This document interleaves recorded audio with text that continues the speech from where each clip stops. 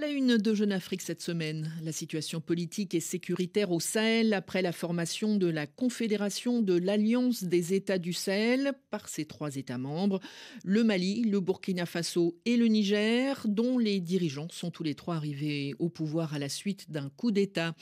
Bonjour Manon Laplace. Bonjour Catherine, bonjour à tous.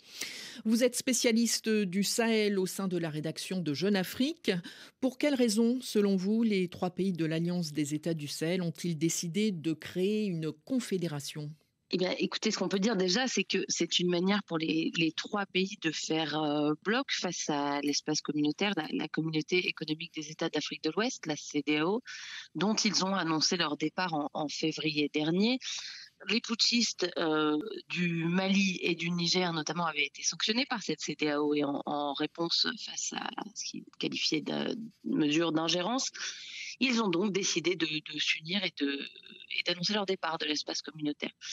Il faut aussi dire que c'est la première fois que les 3 chefs d'État sahéliens se réunissent en sommet. Il y avait jusqu'ici eu des rencontres interministérielle de l'Alliance des États du Sahel. Ce projet de confédération, c'est également très symbolique. C'est un pas de plus après l'AES, l'Alliance des États du Sahel, créée en septembre dernier. Que sait-on précisément de cette confédération ? Comment va-t-elle fonctionner ? Y aura-t-il un siège ? Pour l'instant, on ne connaît pas bien les contours de cette confédération. On peut dire que c'est le Malien Assimi Goïta, le colonel Assimi Goïta, qui a pris la présidence tournante de la confédération à l'issue du sommet du 6 juillet. En termes de fonctionnement et de programme, on ne sait pas encore vraiment quel aspect revêtira cette confédération. On sait qu'elle prévoit une meilleure coopération militaire, avec notamment la mise en place d'une force conjointe sur le terrain, davantage de coopération économique également, et il est possiblement question de la création d'une monnaie commune pour sortir du franc CFA en circulation dans la zone UEMOA.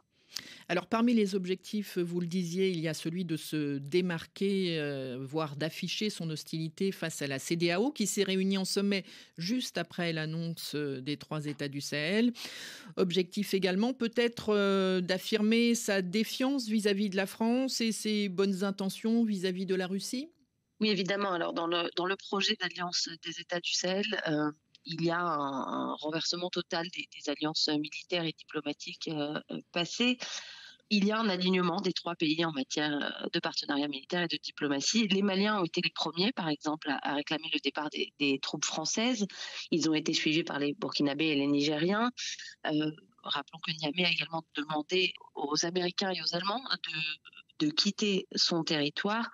Les 3 pays ont également opéré un rapprochement significatif avec Moscou, même s'ils revêtent des formes de coopération différentes. Pour l'instant, au Mali, par exemple, les instructeurs russes sont sur le terrain avec l'armée, ce qui n'est pas le cas au Burkina Faso. Au Niger, les mêmes instructeurs russes, qui qualifient les anciens militaires de Wagner aujourd'hui au sein d'Africa Corps, sont arrivés à Niamey en avril. On attend de voir les contours de cette coopération, mais pour l'instant, il semble qu'au Niger, en tout cas, ils fassent surtout de la formation. Mais effectivement, c'est un rebattement des cartes en termes de diplomatie, une manière d'acter un peu plus la rupture avec la CEDEAO que ses détracteurs accusent parfois d'être un outil au service de l'impérialisme de la France notamment. Merci Manon Laplace. Cet article est à retrouver sur jeuneafrique.com.